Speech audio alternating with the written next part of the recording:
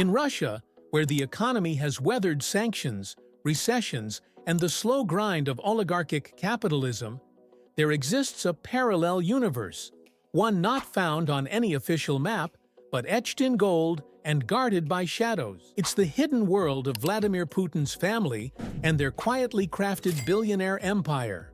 Publicly, Putin projects the image of a frugal nationalist, a man of modest salary, loyal to his homeland, uncorrupted by wealth.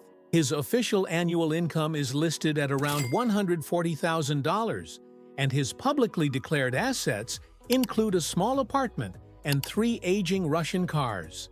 It's the kind of inventory you'd expect from a retired school principal, not a man believed to be the richest leader in the world.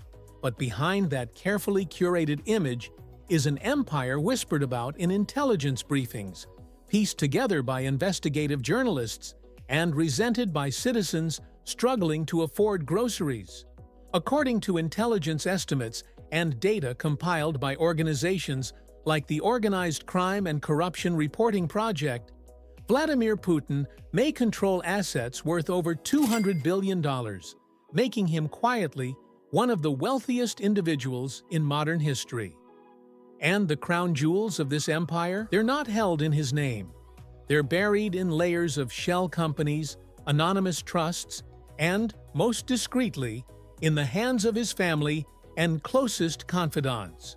Putin's family life is the subject of strict censorship inside Russia. Public mention of his daughters is taboo, their photos rarely shown, their lives hidden behind a fog of state secrecy. But facts leak, and those who dare to look closely begin to see the outline of astonishing privilege. His eldest daughter, Maria Vorontsova, officially a medical researcher specializing in genetics, co-owns Nomeko, a biotech company with massive contracts in the state-run medical sector. Despite her low public profile, Maria is rumored to control properties across Europe and lives under intense security. She's been spotted traveling in armored convoys, residing in gated compounds, and flying in private jets. Putin's second daughter, Katerina Tikhonova, has crafted an entirely different persona. A former competitive acrobatic rock and roll dancer, she now runs Innopraktika, a science foundation linked with Moscow State University.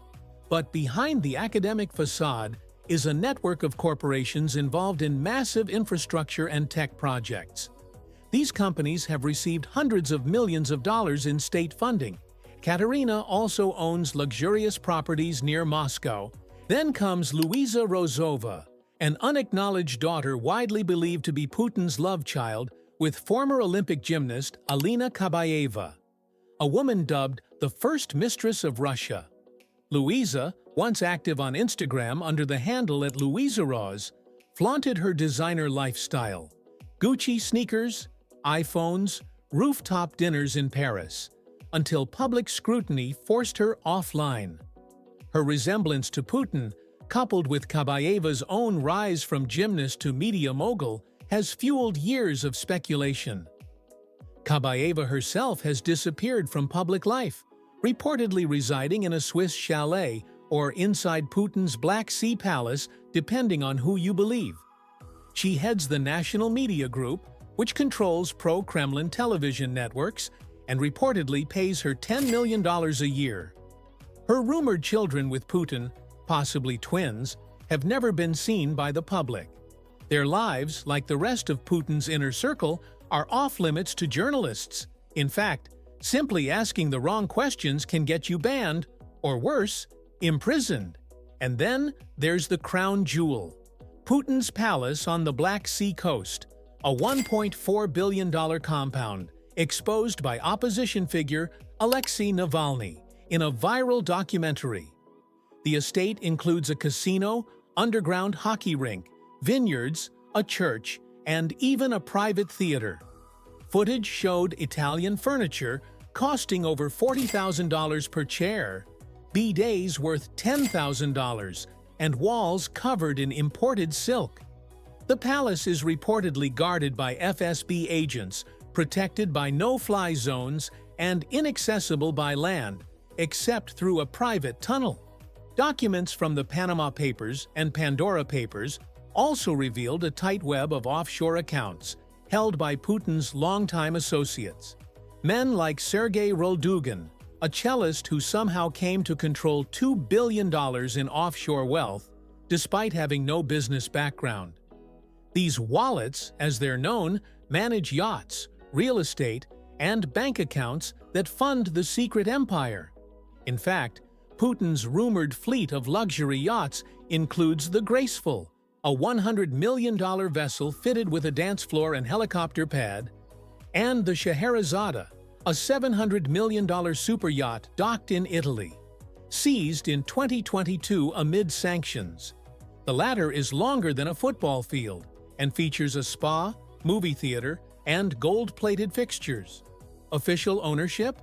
Hidden behind layers of offshore shell companies. While much of the Russian population deals with inflation, decaying public infrastructure, and an aging healthcare system, Putin's relatives and confidants live in quiet extravagance. In Switzerland, Monaco, Spain, and Dubai, they occupy penthouses that cost $15,000 to $40,000 a month, own private jets worth tens of millions, and hold stakes in energy conglomerates valued at billions. His ex-wife Lyudmila Putina was once listed as the owner of an $8 million villa in Biarritz, France, via a German-registered company. Her new husband, Artur Oshireni, has no known fortune of his own, yet the couple reportedly maintains a lifestyle more suited to royalty than retirees. And then there's the final layer of secrecy: Putin's grandchildren. Their identities are unknown to the public. It's believed they live abroad, possibly in Switzerland or Germany, attend elite international schools, and are surrounded by a security bubble rivaling that of Western presidents. The Russian state media never mentions them.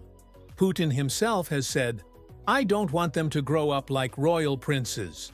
I want them to be normal."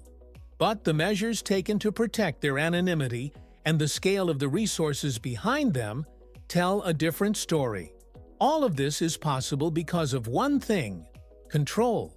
Control of the courts, control of the media, control of the narrative, and control of the people. While citizens are jailed for protesting or fined for sharing anti-war posts, Putin's inner circle roams the world freely. As sanctions tighten, the oligarchs he nurtured find loopholes. As Western governments seize assets, new frontmen emerge. The empire doesn't vanish, it mutates. So what's the real secret behind Vladimir Putin's wealth? It's not a numbered Swiss account or a yacht registry in the Cayman Islands. It's the illusion. The ability to say, "I own nothing," while simultaneously living as though you own everything. It's the power to disappear people, documents, and even entire narratives. Because in Putin's world, the ultimate luxury isn't wealth, it's impunity.